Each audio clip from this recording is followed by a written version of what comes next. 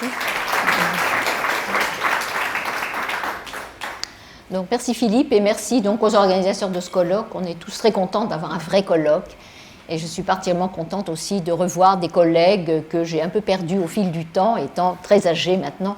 Donc, il y en a que je revois depuis 20 ans, c'est vraiment un plaisir. Mais j'accueille les jeunes aussi, bien sûr, avec beaucoup de plaisir.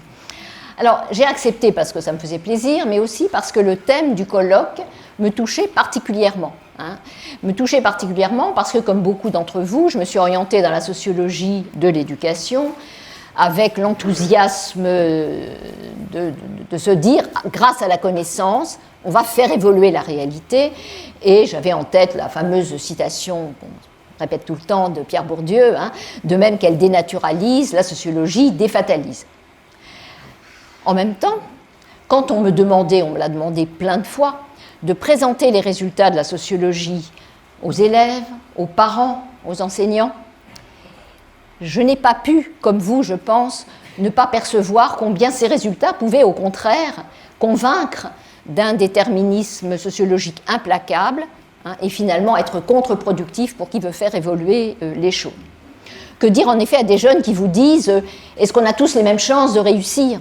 Où ils disent « Pourquoi il y a dans notre pays de telles inégalités sociales ?» Que dire qu'ils ne soient pas totalement faux ni totalement démobilisateurs. Alors le plus simple, mais personne ne le fait comme ça serait trop schématique, ça serait de botter en touche et dire « Ah ben oui, mais c'est la fonction du système ». Personne ne fait ça. Mais en même temps, quand je discute avec les élèves des sections de terminale, sciences économiques et sociales, qui font des exposés, il faut voir le déterminisme qu'ils ont dans la tête. Ben oui, ça a été démontré que c'est la fonction de l'école, etc. Et c'est évidemment un message qui non seulement est un peu court, pour le moins, mais démobilisateur et très violent, puisque ça nie pour toute personne toute possibilité d'avoir une emprise sur son devenir. Alors, ça peut être tout aussi violent d'aborder les mécanismes sous-jacents à cette régularité statistique qui est indiscutable, en évoquant le fonctionnement concret de l'école, les contenus, l'arbitraire des contenus, etc. Vous connaissez tout ça. Ou encore en parlant des inégalités précoces qui existent dans les familles, parce que tout ça aussi, ça peut nourrir un certain ressentiment chez les jeunes, une honte par rapport à leurs origines. Donc, dans tous les cas, on est agi par des forces qu'on ne maîtrise pas. Alors, parfois, la voie que j'utilise, qui n'est pas un modèle forcément à suivre, elle est plus technique, un peu facile. Ça consiste à expliciter les limites des résultats statistiques. D'abord, évidemment, il faut rappeler, ça c'est évident, que derrière toute moyenne, il y a de la dispersion.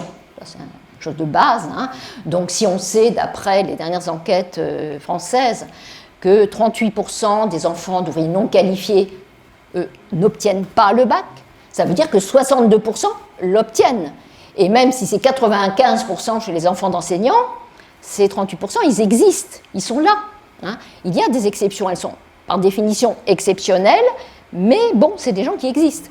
Et donc, à présenter toujours les moyennes, on fait comme s'il y avait des mondes isolés. Alors, on le fait beaucoup en ce qui concerne justement les garçons et les filles. Voilà, en moyenne, les filles, elles ont ça, les garçons, ils ont ça, en oubliant qu'il y a un recouvrement entre les courbes, comme on peut dire en statistique, et ça, c'est vraiment quelque chose qu'on peut souligner. Donc, ces écarts de taux bruts, de données brutes, avec lesquels on appréhende souvent les inégalités, sont trompeurs en ce qui suggère un déterminisme écrasant. Et ça, quand on voit les tableaux, effectivement, on est un peu sidéré. On se dit, ben oui, il y a un déterminisme. Si on utilise d'autres techniques, comme celles que j'ai utilisées jadis avec des économistes, des techniques d'analyse multivariée, on va essayer d'estimer le poids d'une variable. Alors bien sûr, on dira toutes choses égales par ailleurs, on sait bien que ce n'est pas toutes choses égales par ailleurs, mais on mettra dans la même analyse non seulement l'origine sociale, mais d'autres caractéristiques de l'élève et surtout du contexte où il évolue. On mettra notamment le maître, l'établissement, etc. Et c'est là qu'on a pu mettre en évidence cette idée qui est maintenant une panacée, évidente, à savoir qu'il y a un effet maître. Et qu'une année donnée, l'effet maître, il compte plus pour expliquer les progressions des élèves que ce que peut enlever certaines origines sociales. Donc, ça, c'est l'analyse multivariée qui permet de le montrer, donc d'évaluer l'influence relative du milieu social par rapport à d'autres facteurs. Alors, il y a eu, à un moment, je pense qu'il y en a moins des débats chez les sociologues, pour dire ah oui, mais les analyses multivariées, ça revient à relativiser l'influence du milieu social, et puis les effets maîtres, ça va culpabiliser les maîtres. Enfin, il y a eu des contestations de ces méthodes qui aujourd'hui finalement sont relativement banalisées, et je ne pense pas que ces discussions aient toujours cours. Alors une autre voie pour bousculer un petit peu le sentiment de déterminisme écrasant, c'est de mobiliser des comparaisons internationales, et ça c'est assez facile, on a maintenant beaucoup de données, alors les enquêtes PISA par exemple, et parmi les enseignements des enquêtes PISA, il y a le fait que des pays qui ont la même structure sociale, une structure sociale aussi inégalitaire que la nôtre, voire plus, et bien pour autant, les performances de leurs élèves sont moins marquées par l'origine sociale. Ça fait réfléchir. Au Canada, on a des inégalités de revenus très importantes. Pour autant, les inégalités de performance à 15 ans sont moins importantes. On se dit, tiens, ça veut sans doute dire, alors il y a des facteurs culturels, etc., mais il y a sans doute aussi le fait que le système, le revoilà, l'organisation du système, elle intervient également pour amplifier ou réduire ces inégalités sociales. Donc je pense que globalement, dans la présentation des données, on peut bien montrer les limites de nos résultats. Mais autre chose qui est également très importante et que j'ai toujours privilégiée, semble-t-il, c'est de s'ouvrir à d'autres disciplines, de dire il n'y a pas que la sociologie, il n'y a pas que la sociologie. Si je veux déterminer vraiment les mécanismes qui produisent ces phénomènes, il faut s'ouvrir notamment aux psychologues, et ça aussi, ça nourrit des débats un peu idéologiques. Il y a quelques années, on disait, ah oui, mais les psychologues, eux, c'est la subjectivité, c'est pas scientifique, les sociologues, eux, ils sont scientifiques, etc. Donc je pense que c'est des débats qui sont relativement passés de mode, Plus personne ne dirait que la subjectivité, ça relève de l'illusion, et que, bon, etc. Donc, c'est quelque chose que j'ai toujours fait, quitte à être taxé d'éclectisme, ce qui, en France, est vraiment un péché grave. Voilà. Ceci dit, dans un premier temps, j'exposerai ici ce qu'apportent à mes yeux les perspectives, non de la macrosociologie, mais aussi des sciences politiques, dans l'analyse des inégalités sociales, étant maintenant plutôt dans un environnement de sciences politiques. Le premier point, mais il est très banal pour un sociologue, c'est que il faut justifier les inégalités. Il ne suffit pas de les constater, il faut les justifier. Vous avez tous en tête, ou beaucoup d'entre vous ont en tête, les thèses de Max Weber, qui ont été reprises fidèlement par Bourdieu et Passeron avec leur notion de domination symbolique, qui souligne que la force brute, ça ne marche pas, que tout rapport de force ne peut se maintenir que s'il y a derrière des justifications symboliques, et ces justifications sont intériorisées par les individus. C'est ça le point délicat, elles vont être intériorisées. Alors, c'est bien sûr, diront Weber, puis ensuite Bourdieu Passeron, les classes dominantes qui, par définition, puisqu'elles sont dominantes, vont définir les critères qui permettent de justifier ces inégalités et vont imposer ces critères comme s'ils étaient évidents, etc. Après, l'intériorisation de ces critères va faire qu'on acceptera comme évidentes les inégalités qui existent dans la société et les privilèges dont jouissent les classes dominantes. Donc ça, c'est un fond de carte assez classique, que personne ne discute vraiment, mais qui montre bien que toutes les sociétés sont confrontées à cette difficulté de comment justifier les inégalités et, en arrière-plan, comment répartir des places dans la société qui sont inégales. Alors pendant longtemps, c'est les régimes aristocratiques, c'était de père en fils, les femmes on n'en parlait même pas, c'était vraiment l'aristocratie masculine, qui a été disqualifiée au moment de la Révolution.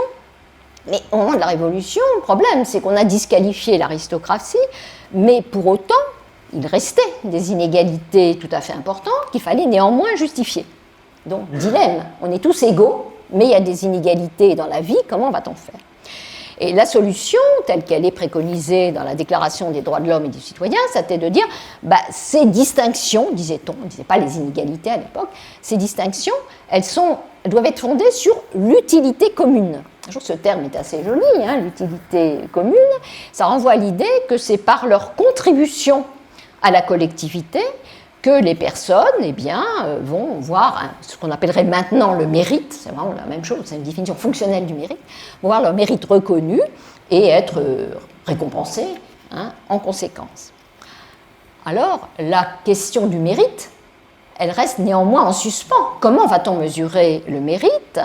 Alors, jusqu'au milieu, disons, du XXe siècle, en décalage d'ailleurs avec l'héritage révolutionnaire qui avait disqualifié la naissance, la solution de facilité, ça a été s'en remettre un peu aux lignées familiales ou à l'expérience. On a dit, bah oui, bon, ça, d'accord.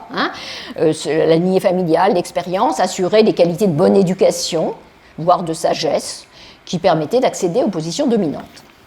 Petit à petit, tout ça a évolué, notamment avec l'évolution économique, qui a délégitimé l'expérience et les héritages familiaux. Les analyses d'Antoine Pro ont bien montré ce changement, cette révolution, qui a été vraiment tirée par le besoin de compétences nouvelles qu'on n'apprenait plus de père en fils, justement. Et si Jules Ferry, mais en remontant un tout petit peu, quand il a fondé l'école obligatoire, lui avait en tête essentiellement la formation du citoyen, ce qu'on a appelé l'explosion scolaire du XXe siècle, cette expansion de l'éducation, elle a plutôt répondu à un objectif de développement économique dans un contexte de concurrence internationale, etc. Et le risque, je dis bien le risque, était alors que l'objectif de formation prenne le pas sur l'objectif d'éducation. Alors pourquoi je dis le risque? Je dis le risque parce que qui dit formation pour des emplois qui sont inégaux, inégalement attractifs, disons, implique qu'une optique sélective va prévaloir. Et donc là, ça va poser un problème, puisque au sein de l'école, il va y avoir une sélection pour classer par rapport à des emplois inégalement attractifs. Toujours est-il que le mérite a évolué dans son contenu, le mérite du vieux sage, le mérite des grands-parents, le mérite de la lignée, etc., voire le mérite du croyant, du temps de l'éthique protestante. C'est maintenant le mérite du jeune polytechnicien talentueux, du jeune qui sort des écoles d'ingénieurs et qui va apporter à la société toutes ses compétences, etc., etc. Disons que le mérite a perdu sa valeur morale, il est plutôt maintenant fonctionnel et orienté vers l'économie. Mais pour autant, le fonctionnement global de la société reste légitimé. On demande à l'école de détecter, de certifier les plus compétents, et ensuite ces compétences seront rentabilisées dans les emplois pour le plus grand bénéfice et des individus et de la société. Alors aujourd'hui, il existe de nombreuses critiques ou d'analyses sociologiques sur le caractère effectif de la méritocratie scolaire, et ces critiques dénoncent notamment l'arbitraire dans la définition du mérite. Je crois qu'il y a demain quelque chose sur l'excellence. C'est quoi un excellent élève, bien sûr.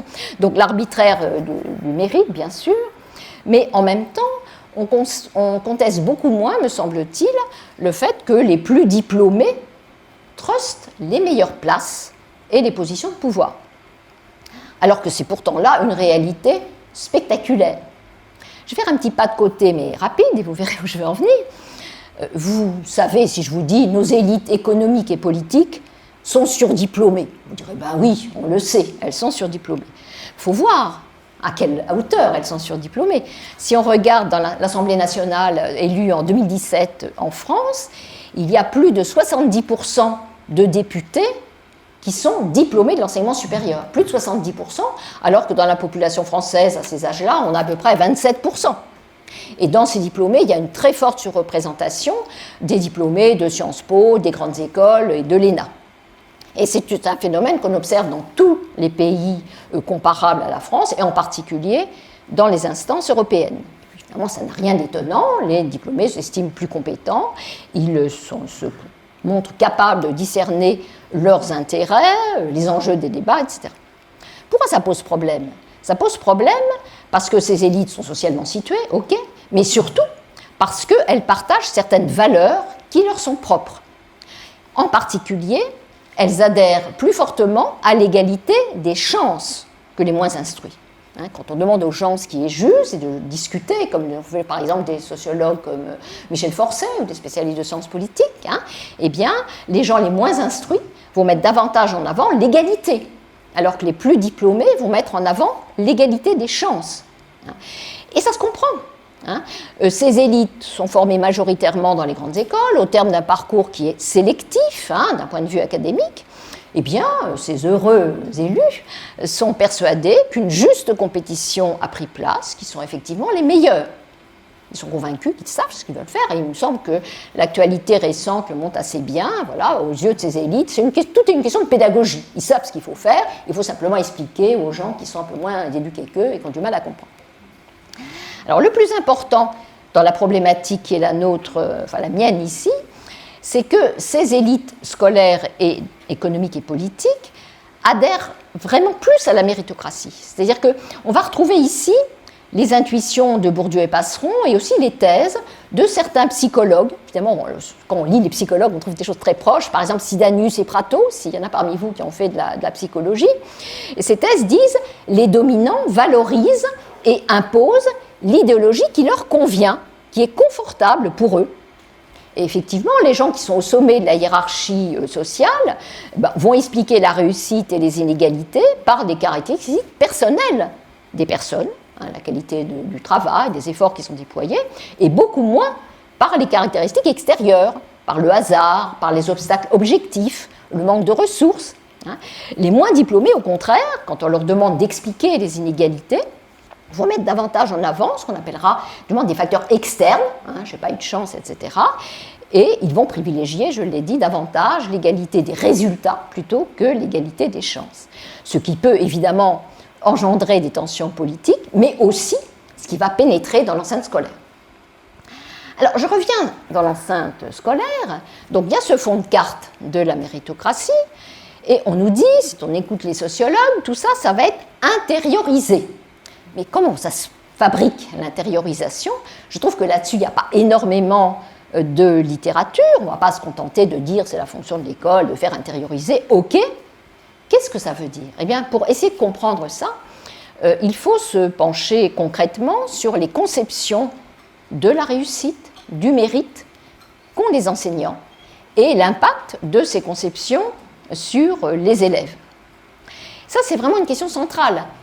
Aujourd'hui, je ne sais pas si c'est encore la totalité du colloque, on s'intéresse surtout au savoir, aux acquisitions du savoir. La didactique est alors tout à fait essentielle. Moi, j'ai un point de vue assez différent ici. Disons, pour le sociologue, il y a ce fond de carte méritocratique, comment la méritocratie va être intériorisée. Je ne m'occupe pas du tout des savoirs, je laisse ça à tous les collègues de l'ESCOL qui sont très nombreux ici, et je n'y connais vraiment rien. Donc je vais vraiment me centrer sur l'intériorisation de la méritocratie. Alors, cela suppose d'explorer notamment les travaux de la psychologie sociale. Il y a bien sûr toute une micro-sociologie, il y a des gens de sciences de l'éducation, mais il y a surtout, me semble-t-il, d'après les références que j'ai pu éplucher, des travaux de psychologues sociaux qui vont regarder les expériences, ce que vivent les élèves dans les classes. Et on sait bien que même si les classes se présentent sous un jour uniforme, il y a toute une réglementation centralisatrice et uniforme, les élèves vivent dans les classes des expériences très diverses, de valorisation pour les uns, de dévalorisation pour les autres. Et on sait bien sûr aussi que des inégalités sociales spécifiques sont engendrées dans le quotidien des classes. Tout n'est pas importé de l'extérieur. Et donc, il me semble crucial d'examiner comment les élèves vivent ces inégalités, comment ils les perçoivent, comment ils les expliquent. Il me semble qu'il y a là un rouage tout à fait important pour comprendre justement cette intériorisation de la méritocratie et donc la reproduction des inégalités telles que posées à un niveau théorique par la sociologie macro. Alors, commençons par les enseignants. Les enseignants sont membres d'une société fondée sur la méritocratie qui promeut un certain type d'intelligence. Il n'y a aucune raison pour qu'ils ne participent pas de ce climat idéologique global. Tous les enseignants ne sont pas des révolutionnaires en armes, ils sont dans la société. C'est comme si quand on s'intéresse aux stéréotypes de genre, on est dedans et de fait, on finit par les partager. Donc il n'y a pas de raison qu'ils ne partagent pas ces conceptions de la réussite, de l'intelligence, etc.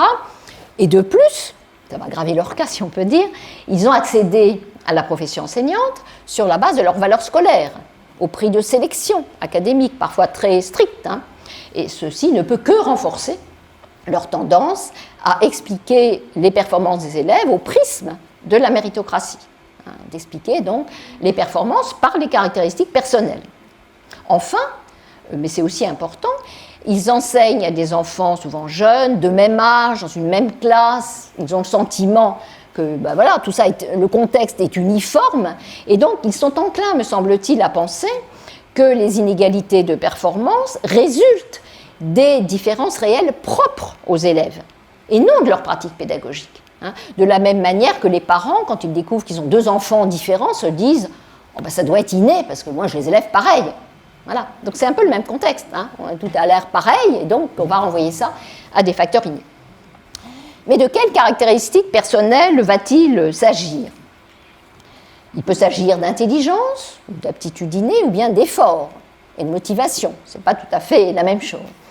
Et à cet égard, les enseignants sont pris dans une tension, dans un dilemme, me semble-t-il, entre leur conception de l'intelligence, qui est volontiers innéiste. Il y a des travaux sur les conceptions des enseignants. Je pense d'ailleurs que c'est des collègues suisses, Doudin et Martin, mais c'est déjà un petit peu ancien. Il y a aussi des travaux de Bressou, bien sûr, là-dessus. Ils sont souvent une conception assez innéiste de l'intelligence, et en même temps, ils sont obligés, dans leur pratique quotidienne, de s'en référer aux efforts des élèves, afin de les motiver. Et donc c'est une contradiction. Dans la classe, théoriquement, les élèves sont perçus comme égaux, mais ils sont impliqués dans des exercices qui les montrent inégaux. Et les élèves envoient aux enseignants, les enseignants, excusez-moi, envoient aux élèves des messages continuels, comme quoi s'ils le veulent, ils peuvent réussir. Pourtant, est-ce qu'ils y croient ? Quand on fréquente les salles des profs, on n'est pas sûr qu'ils y croient toujours. Et on se dit que finalement, cet accent qui est mis sur « si tu veux, tu y arriveras », c'est ce que François Dubé appelle une fiction nécessaire. C'est-à-dire que la réussite ne doit pas apparaître comme relevant de facteurs incontrôlables, comme les aptitudes, parce que dans ce cas, ce n'est pas la peine de se donner tant de mal. À la fois, les efforts des enseignants et ceux des élèves sont vains. Donc, les enseignants sont un peu coincés. Et ils vont préférer quand même, majoritairement, je l'ai dit, les explications internes, celles qui font appel aux caractéristiques personnelles des élèves, parce que particulièrement, notamment Bressou et Pansu, ils préfèrent les élèves internes, parce qu'ils jouent le jeu, parce qu'ils ne vont pas dire « oh oui, j'ai raté parce que vous ne m'aimez pas », ils vont dire « j'ai raté parce que je n'ai pas assez travaillé ». Et ça, c'est pas mal par rapport à la position des enseignants. En même temps, parmi ces facteurs internes, il y a 2 grands types de facteurs internes. Il y a bien sûr les facteurs internes incontrôlables, disent les psychologues, c'est le jargon des psychologues, l'intelligence, les aptitudes, quoi qu'on en pense, ou les facteurs plus contrôlables, comme les efforts ou la motivation. Néanmoins, il semble bien quand même, notamment dans certaines disciplines comme les mathématiques, que les facteurs internes non contrôlables, les aptitudes, les dons, même si c'est politiquement incorrect de parler ainsi, dominent, et que ce soit vraiment le mode d'explication privilégié des enseignants. Et ceci va affecter les pratiques pédagogiques. On a des conceptions de la réussite, ça va affecter les pratiques pédagogiques. Si les maîtres sont convaincus que l'intelligence des enfants n'est pas fixée une bonne fois pour toutes par un déterminisme biologisant, mais qu'elle est au contraire malléable, susceptible d'évoluer au fil des années, eh bien, ils vont mettre en œuvre des interactions plus stimulantes. Ils vont encourager davantage les efforts, donner aux élèves fournir aux élèves des suggestions pour améliorer leurs résultats, alors qu'à l'inverse, tout ça c'est des études qu'on trouve dans la psychologie sociale de l'éducation, alors qu'à l'inverse, les enseignants qui partagent une représentation de l'intelligence figée vont se montrer plus directifs, donneront moins de feedback, et donc les élèves peuvent considérer leur échec comme insurmontable, comme un signe de faible capacité. Alors, il y a des tas de psychologues qui ont formalisé un petit peu ça. Vous avez peut-être entendu parler, c'est assez à la mode apparemment en ce moment, du concept de mindset, qui maintenant a diffusé vers le management, je ne sais pas très bien pourquoi, qui a été popularisé, qui a été lancé par la psychologue Dweck, une psychologue américaine, qui contraste des esprits, des fixed mindset et des growth mindset, la croissance, des gens qui ont une conception fixe de l'intelligence, donc d'une conception toujours évolutive d'une certaine manière de l'intelligence. Et elle montre bien qu'à la fois les élèves et les enseignants peuvent se répartir le long d'un continuum, où d'un côté on a vraiment les fixed mindset, les élèves qui expliquent leurs échecs par des aptitudes sur lesquelles ils ne peuvent pas grand-chose, et les autres qui vont penser qu'avec un peu d'effort ça peut s'améliorer. Alors, beaucoup d'observations pédagogiques montre que dans la classe, eh bien, les élèves les plus motivés vont évidemment être les élèves qui sont plutôt sur le versant growth mindset, et ils vont voir leurs erreurs comme une occasion de s'améliorer, alors que ceux qui croient en une intelligence fixée vont plutôt manquer de confiance et ne sont pas enclins à corriger leurs résultats. Alors, plus globalement, la façon dont les maîtres et les élèves expliquent les inégalités scolaires, on sait bien que ça peut miner la motivation des élèves, affaiblir la performance, et particulièrement parmi les enfants qui ont des difficultés précoces dès le départ, qui sont plutôt les enfants de milieux populaires ou de minorités ethniques. Ça va ébranler leur confiance en eux-mêmes, et d'autant plus que ces inégalités scolaires renverraient à des caractéristiques stables. On peut ajouter qu'insister sur les facteurs internes est d'autant plus susceptible de renforcer les inégalités sociales qu'il existe une proximité entre la façon dont les enseignants et les élèves de milieux favorisés vont expliquer la réussite. Les élèves de milieux favorisés sont plus enclins à endosser ces explications internes, ce que les psychologues appellent la norme d'internalité, et étant plus en phase avec les enseignants, on peut penser qu'ils vont mieux s'adapter à l'école et au jugement de ces derniers.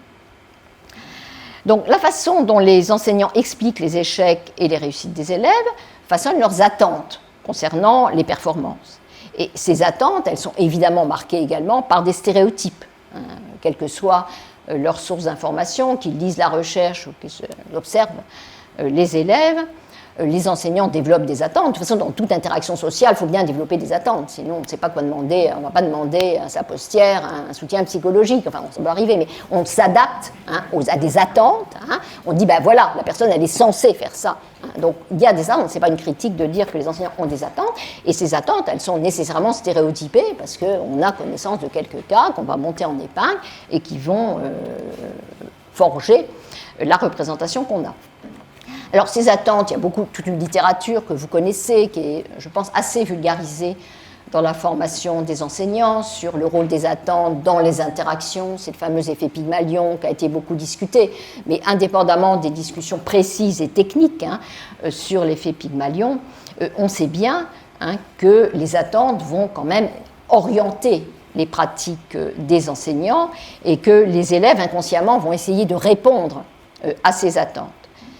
Chaque fois qu'un élève pense qu'il n'est pas doué, ou qu'elle n'est pas douée, qu'elle est finalement incapable de changer, eh bien, il va se recroqueviller, devenir anxieux et face à un exercice, et ça va mettre en danger sa capacité donc à réussir. Intervient ici un phénomène tout à fait capital, que vous connaissez peut-être, certains d'entre vous au moins, que je trouve vraiment fondamental, et je m'étonne que les sociologues ne s'y intéressent pas plus, c'est le phénomène de menace du stéréotype. La menace du stéréotype, c'est un concept forgé par des psychologues qui explique que quand un stéréotype négatif est partagé largement dans un groupe, ça crée chez ses membres un poids qui joue comme une menace et qui va freiner la capacité à réussir. Parce que les gens ont peur de confirmer le stéréotype, donc ça va limiter leur performance.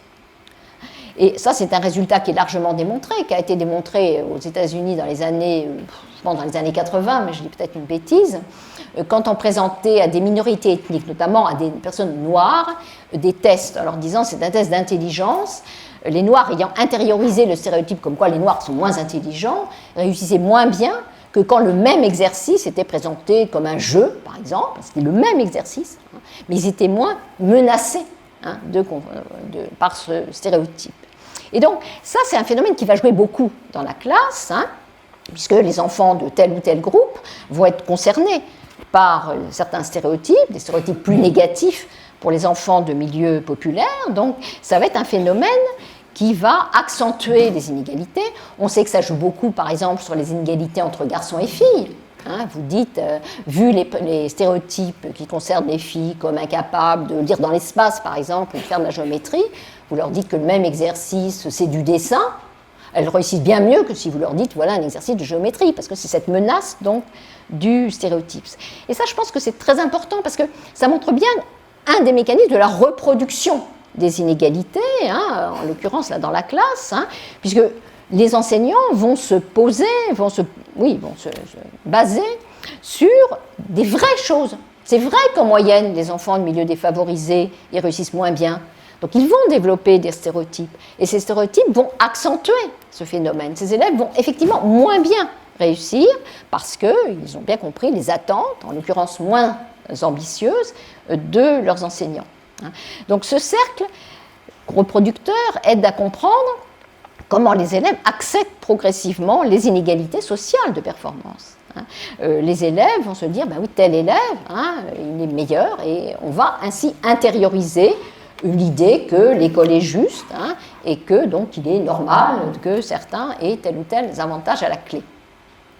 Alors évidemment, les sociologues vont insister, c'est un troisième point, sur le rôle du contexte. Ça, c'est un peu le business du sociologue.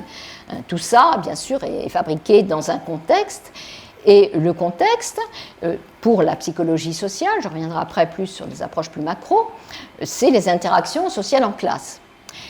Et on voit bien que dans le contexte de la classe, certaines pratiques des enseignants vont, pour simuler la motivation des élèves, par exemple, vont participer à l'accroissement des inégalités sociales parce qu'on va mobiliser des ressorts qui sont inégalement présents selon les ressources dont ont hérité les enfants. Par exemple, pour encourager l'autonomie des élèves, qui est considérée comme un facteur favorable aux apprentissages, on va leur donner plus d'occasions de participer.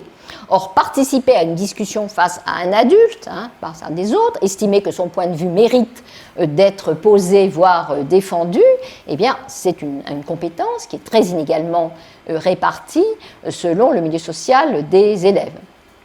Le contexte, ça va être aussi dans quel contexte on fait les évaluations. Les évaluations en classe sont très nombreuses, vu le rôle que joue l'école aujourd'hui, et beaucoup de travaux. Bon, alors il y a tout ce qu'on a appelé la docimologie, qui est un peu daté, qui ont montré, mais il y a longtemps, que les notes ou les résultats aux examens ne pouvaient en aucun cas prétendre mesurer finement ce que savent les élèves. Donc ça, on le sait, mais ça a montré aussi, il n'y a pas de raison de l'oublier, qu'il y avait des biais autour des notes, justement, qui n'étaient pas aléatoires. Il y a des biais de genre, il y a des biais sociaux. Ces biais qui relèvent bien sûr des stéréotypes, mais surtout ce que montrent maintenant les psychologues sociaux qui s'intéressent à l'évaluation, c'est plus tellement la même perspective que la docimologie d'il y a 50 ans, c'est que ces biais peuvent être magnifiés ou réduits selon la manière concrète dont les évaluations sont organisées. Alors là, il y a plein de travaux, les psychologues sociaux font des expés, alors on peut être agacé parfois par cette manie des expés, etc., mais c'est tout à fait suggestif, je pense. Par exemple, comment les enseignants présentent un exercice. Il y a une expérience qui a mesuré le fait d'expliquer à des élèves que certains d'entre eux avaient été préparés spécifiquement à un exercice, qu'ils étaient déjà familiers à un exercice. Eh bien, les élèves les moins avantagés ont mieux réussi que quand ils ne savaient pas que certains avaient eu un petit plus. De même, d'autres changements peuvent avoir un effet. Par exemple, le fait de, ça c'est assez connu, mais ce n'est pas vraiment l'évaluation, c'est plutôt la présentation des résultats, quand les enseignants vont rendre publics les résultats des élèves, ou quand ils demandent dans la classe aux élèves de lever la main quand ils ont fini.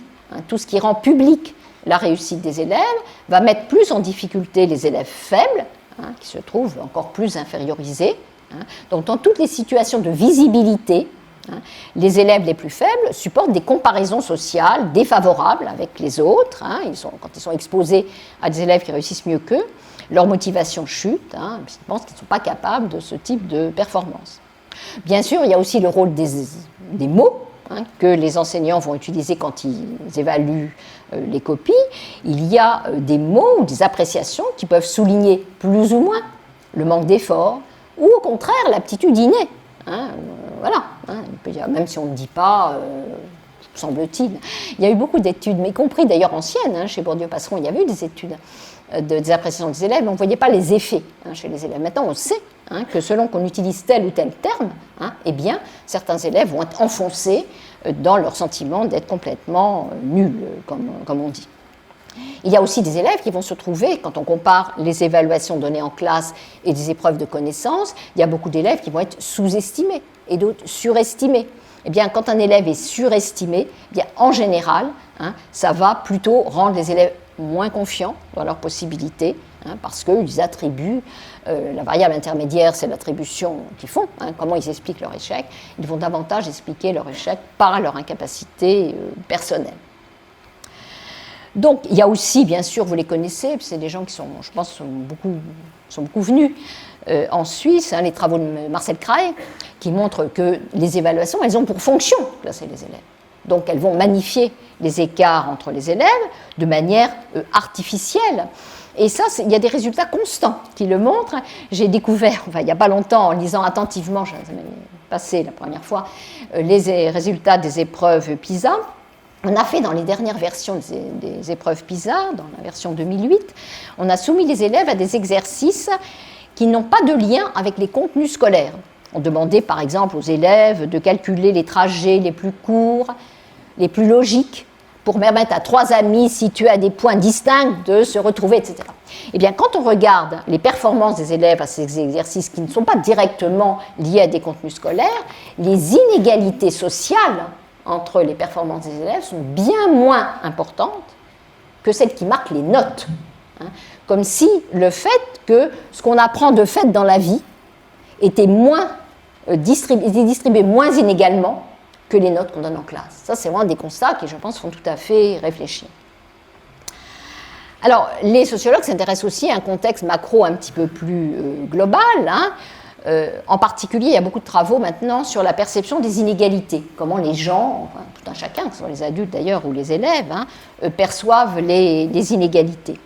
Et ce qu'on montre, c'est que quand les gens évoluent dans un contexte hétérogène, dans des quartiers par exemple mélangés, eh bien, ils ont tendance à expliquer les inégalités davantage par des facteurs externes. Il y en a qui n'ont pas de chance, qui n'ont pas de travail, etc. Alors que quand le contexte est homogène entre soi, eh bien, les explications sont beaucoup plus personnelles. On va renvoyer justement à des caractéristiques personnelles des personnes. C'est pour ça que si on pose la question du mode de groupement des élèves, le plus propice à une réduction des inégalités sociales, le fameux débat sur la mixité sociale, qui est particulièrement vif en France, mais je pense qu'il est assez répandu, c'est une question qui est très compliquée. Et je ne sais pas si on peut dire clairement dans un sens ou dans l'autre.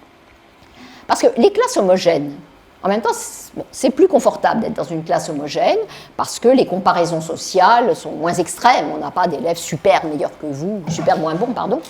Les psychologues ont une image assez rigolote pour exprimer ce phénomène. Ils parlent du big fish in a little pond effect. Le big fish, le gros poisson, il aime mieux être dans une petite mare qu'être dans la mer. Donc on aime mieux en général être dans un groupe où il n'y a pas de gens trop forts, parce qu'on se sentirait un petit peu infériorisé. Donc finalement, l'homogénéité de la classe, elle est relativement confortable à vivre. Mais en même temps, dans un contexte homogène, je viens de le dire, les enseignants vont avoir davantage tendance à dire c'est les caractéristiques individuelles des élèves qui vont jouer, et donc à être plus essentialistes, à invoquer plus la méritocratie, etc. Alors ceci, bien sûr, donc ça rend un petit peu prudent sur les préconisations à faire concernant le groupement par niveau.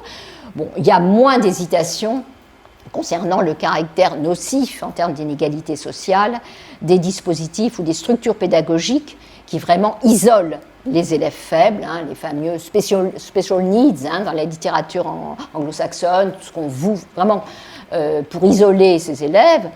Ça, c'est des dispositifs qui, en général, disséminent un certain essentialisme, qui explique donc les échecs par des caractéristiques des élèves, et en dépit du caractère parfois bienveillant de ces politiques, c'est plutôt une dégradation des élèves les plus faibles à laquelle on assiste, d'autant plus qu'il y a par ailleurs en général, même si au départ les curricula sont identiques, il y a une dérive des curricula, comme l'ont montré des chercheuses comme Aletta Grisé, qui font qu'on finit par plus faire du tout la même chose, même si initialement on était censé le faire.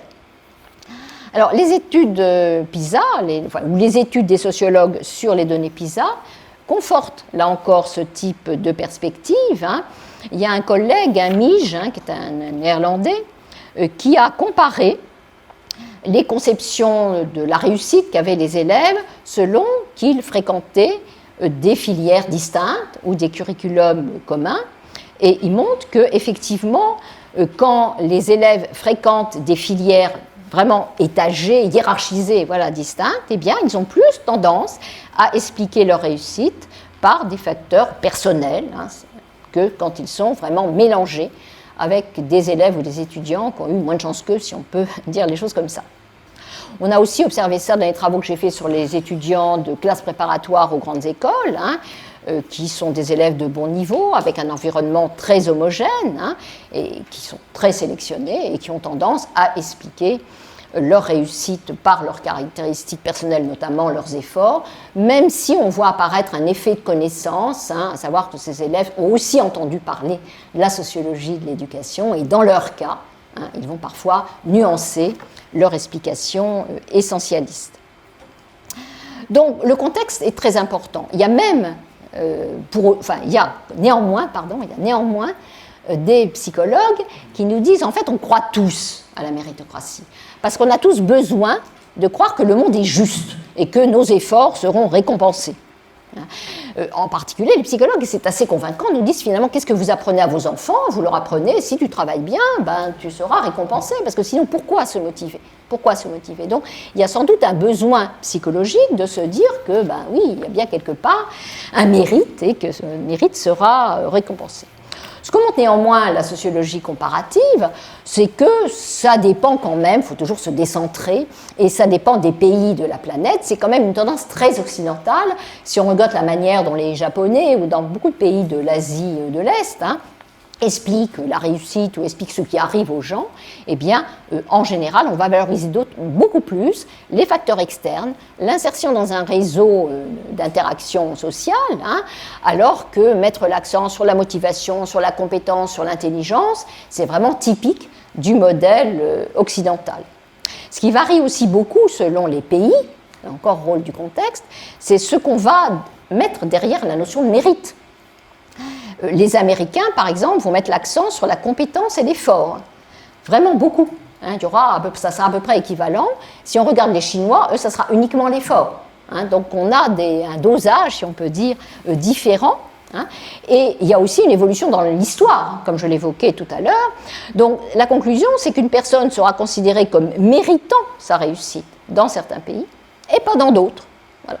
Ce qui rappelle la fragilité du principe méritocratique et le caractère arbitraire, évidemment, de la définition du mérite, alors que sa portée, à travers le mérite scolaire, elle est capitale dans la vraie vie. Alors, j'aborderai maintenant quelques réflexions un peu conclusives, pour ne pas déborder l'heure qui m'a été impartie. Je pense que c'est assez fondamental d'articuler des approches macro, j'allais dire traditionnelles, auxquelles je me réfère sans aucune hésitation de la sociologie, et des approches plus micro, que ce soit de la micro-sociologie, de la psychosociale, ça n'a pas beaucoup d'importance, si on veut comprendre les phénomènes et envisager des pistes d'action. Des approches macro, qu'est-ce qu'elles nous disent?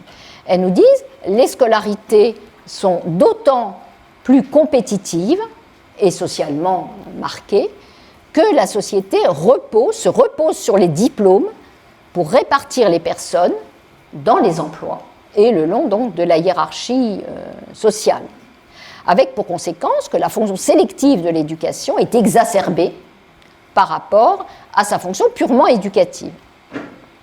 Et bien sûr, les perceptions des élèves, les explications des élèves, eu égard aux inégalités, elles vont s'inscrire dans ce mode de fonctionnement qui pousse à la compétition plutôt qu'à des objectifs, disons, intrinsèquement éducatifs. Dans un monde, alors on peut dire ça, c'est vraiment de l'utopie gratuite, dans un monde où les inégalités entre les emplois seraient, c'est pas gratuit, mais dans un monde où les inégalités entre les emplois seraient moins marquées, et surtout, et aussi, disons, où le diplôme obtenu ne serait pas le prérequis pour accéder aux emplois désirables, la compétition scolaire serait moins prononcée et les élèves seraient moins obsédés par le classement. Je me rappelle, mais il y a au moins 40 ans, j'ai honte de le dire, une phrase d'Antoine Pro, que beaucoup d'entre vous connaissent, dans un colloque, qui a vu cette phrase qui, à l'époque, m'avait paru un peu mystérieuse. Il avait dit, en séance, si un jour les diplômes ne servaient plus à rien, cela changerait le climat des classes. Ça, je trouve que c'est très puissant. C'est très puissant, ça doit nous faire réfléchir. On me dirait, oui, mais c'est impossible, ça. Il y a quand même des pays, notamment dans des pays du Nord, où les syndicats de travailleurs ont milité pour qu'on donne moins de poids au titre scolaire dans le classement, dans les qualifications des personnes, avec pour argument de, ben oui, à l'école, ils ont raté, mais ça ne doit pas être un grand avis pour ceux qui ont réussi et un ratage à vie pour ceux qui ont échoué. Donc, il faut réfléchir à ça. Ce n'est pas inscrit au firmament de dire, voilà, il y a une nomenclature des emplois, une nomenclature des professions, et pile poil, ça doit marcher ensemble. Donc, je pense que cette perspective macro, elle est très importante. Bon, en même temps, la question, c'est, mais tout ça est perçu comme légitime. Il n'y a pas de manifestation massive contre ce mode de fonctionnement. Et donc, il faut regarder comment les élèves expliquent les inégalités, comment ils les considèrent comme finalement résultant de la diversité des mérites individuels. Eh bien, là aussi, on va trouver, donc je l'ai développé, que les inégalités sont perçues comme légitimes parce qu'au jour le jour, dans la classe, il n'y a pas que de l'apprentissage qui se joue, il y a aussi une interprétation de ce qui se passe et en matière donc de mérite et d'intelligence. Et donc finalement, il y a un lien, qui est un postulat classique des sciences sociales, entre les idéologies globales, les mythes sociaux, comme la méritocratie, et l'acceptation globale des inégalités. Et ceci vaut évidemment pour les enseignants. Alors on peut penser, mais c'est un peu gratuit de ma part de le dire, je ne l'ai pas testé, qu'une meilleure connaissance des modes d'explication de la réussite et de l'échec de leurs élèves serait utile pour eux, et en tout cas de l'extérieur, elle aide à comprendre certaines résistances au changement pédagogique. Alors les économistes, par exemple, montrent de leur côté que les personnes sont plus hostiles à la redistribution quand elles pensent que les inégalités de rémunération sont justes.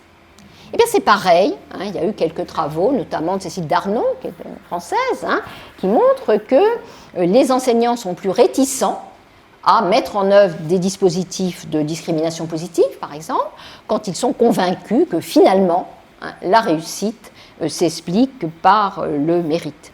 Et donc, je pense qu'au niveau micro, il ne serait pas complètement inutile d'identifier avec les enseignants la manière dont ils expliquent ces phénomènes et l'impact, évidemment, sur leur pratique pédagogique. Mais je pense que le plus dur, c'est ça, c'est de modifier ces explications de la réussite, qui sont méritocratiques et qui peuvent rendre relativement fatalistes, et qui peut expliquer un certain nombre de blocages, comme ceux qu'on a évoqués cet après-midi. Leur montrer que tout ça est fabriqué par un ensemble de micro-mécanismes, comment la tâche est présentée, comment les comparaisons entre élèves sont mobilisées, de telle sorte que c'est toute l'organisation de la classe qui concourt à fabriquer ces inégalités. Alors, au niveau méso, évidemment, à un niveau plus global, on pourrait dire, mais c'est aussi le rôle du politique, de s'intéresser, évidemment, et d'agir sur le contexte dans lequel travaillent les enseignants. Les classes et les établissements hétérogènes, au total, seraient sans doute plus favorables à la prise en compte des facteurs externes dans la réussite, mais il faut évidemment aider les enseignants à les gérer. Ils sont en général plus difficiles à gérer au quotidien. Alors, les pistes au niveau macro, vous les connaissez, et ce n'est pas l'objet de ce colloque, donc je passe vraiment rapidement. Mais je pense que derrière tout ça, c'est vraiment l'influence des croyances méritocratiques qui est l'obstacle le plus important, le plus difficile à combattre pour essayer d'avancer. Et je terminerai en disant que ceci doit concerner aussi les sociologues, les chercheurs. Les sociologues, par réflexe disciplinaire, vont avoir tendance, je l'évoquais en commençant, en disant que c'était peut-être daté, à considérer tout ce qui est subjectif ou individuel comme le lieu de l'illusion, comme si les acteurs n'avaient aucune capacité réflexive, et comme si le travail du sociologue est de montrer qu'ils étaient essentiellement mystifiés. Donc je pense que c'est une conception un peu datée, et beaucoup de voix en sociologie, alors je pense aux travaux de Michel Lamont, que certains d'entre vous connaissent, qui nous dit l'enjeu aujourd'hui en sociologie, c'est justement d'expliquer ce qu'elle appelle ce missing link, ce lien manquant entre le macro et le micro, ce qui est qu'une manière parmi d'autres de revenir à la sociologie d'antan, puisque Durkheim se demandait toujours comment les petites choses deviennent de grandes choses. C'est ça, évidemment, le travail du sociologue. Et je trouve que de ce point de vue-là, les réponses qu'apportent les sociologues aujourd'hui, qu'ont apporté les théoriciens, il n'y a plus tellement de gens qui se lancent dans des explorations théoriques aujourd'hui, ne sont pas très satisfaisantes. Donc là, il y a vraiment un besoin d'essayer d'articuler cette affaire-là. Si on ne le fait pas, c'est aussi, mais ça c'est l'analyse du milieu académique, qui n'invite pas les chercheurs à dépasser un peu les frontières, à oser parler à des spécialistes d'une autre discipline. On est tous un peu dans notre boîte, dans notre bulle, et ceci participe, à mes yeux aussi, du fait qu'on n'arrive pas à faire ce lien entre le micro et le macro, qui serait pourtant à mes yeux très utile. Et c'est d'autant plus utile que je le souligne pour finir, que cette histoire de méritocratie, ce n'est pas simplement une idéologie, ça va fonctionner comme une prophétie qui se fabrique d'elle-même au niveau micro. C'est ça qui est dramatique, ce n'est pas simplement un truc en l'air, la méritocratie. C'est une prophétie qui se fabrique d'elle-même et donc qui explique qu'on soit toujours aujourd'hui à prendre ce genre de thème pour des colloques comme on le faisait il y a 50 ans. Voilà, je vous remercie.